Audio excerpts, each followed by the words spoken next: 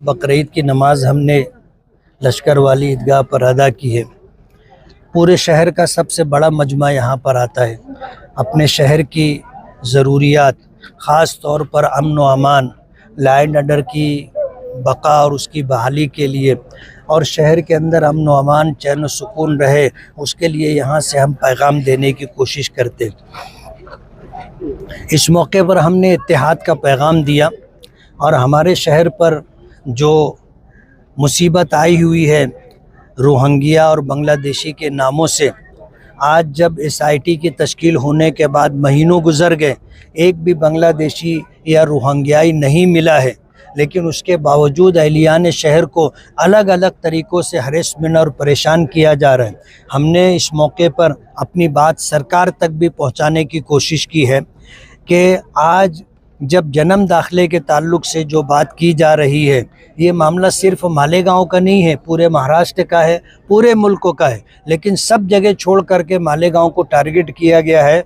और तहसीलदार ऑफिस से जो लेटर दिया गया, आज तहसीलदार ऑफिस से इनकार किया जा रहा है कि ये लेटर हमने नहीं दिया है, जबकि उनके पास उनका अपना जन्म दाखिला है, उनका अपना जो है डेट ऑफ बर्थ के ताल्लुक़ से कारपोरेशन की तरफ से जो कागजात हैं, स्कूलों का LC कहो, माँ बाप का जन्म दाखिला कहो, माँ बाप का जो है डेथ सर्टिफिकेट कहो, अपने पुरखों का पुरावा कहो, सब कुछ उनके पास मौजूद है। राशन कार्ड है, उनके पास घर पट्टी के कागजात है, उनके पास पावर बिल है। ये सब कुछ होने के बावजूद आज लोगों को परेशान किया जा रहा है और उन्हें इस तरह टारगेट करके जेलों की सलाखों के पीछे डालने की साजिश की जा रही है।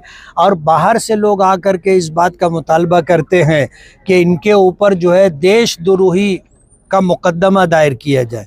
जाहिर बात है, मालेगांव शहर के साथ ये जुल्म व ज़्यादती है। हमने इसके ख़िलाफ़ आवाज़ उठाई है और सरकार तक अपनी बात पहुंचाने की कोशिश की है।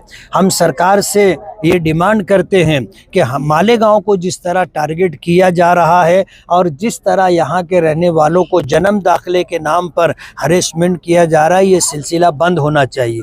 हमने लोगों से ये अपील की है कि हमारी कामयाबी धर्म के मानने में है, दीन और शरीयत पर अमल करने में है।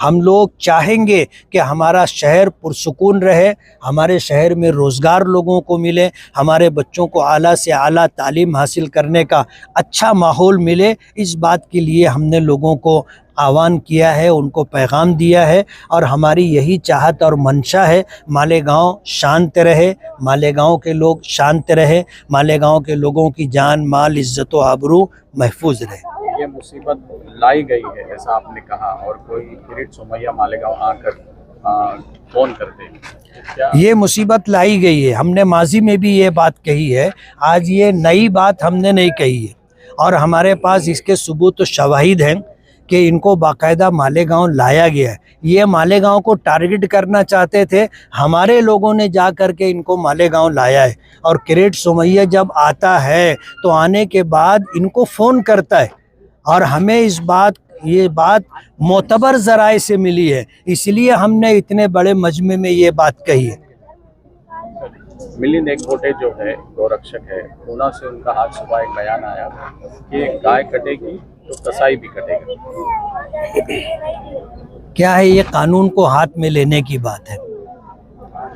जाहिर बात है, अगर कोई गाय ज़िबा करता है, गाय की कुर्बानी देता है और महाराष्ट्र सरकार ने गौ वंश का कानून बनाया है, तो सरकार कानून के मुताबिक सज़ा देगी।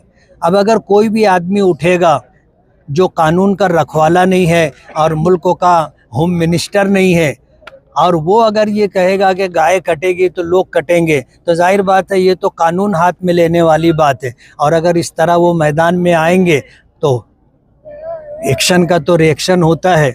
जाहिर बात है वो आएंगे और वो लोगों को काटेंगे और वो महफूज रहेंगे, ऐसा तो नहीं होगा। गाय काटने वालों को क्या आप बोलेंगे?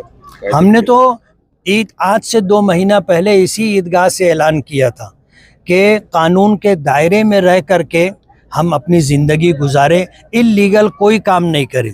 और हमने बकरीद को टारगेट करके ये बात कही थी ताकि बकरीद के मौके पर लोग कुर्बानी करने में गाय है और गाय की नस्ल के जानवरों की कुर्बानी ना करें, भैंस है भैंसा है बकरी बकरे की कुर्बानी करें। हमारी शरीयत में ऐसा नहीं है कि आप गाय काटो आप बछड़ा काटो, हमारी शरीयत में इस बात का हुक्म नहीं है, बल्कि हमारे पैगंबर ने तो यहाँ तक कहा है कि गाय के दूध में शिफा है, गाय का दूध पियो, गाय के गोश्त में बीमारी है, गाय का गोश्त मत खाओ।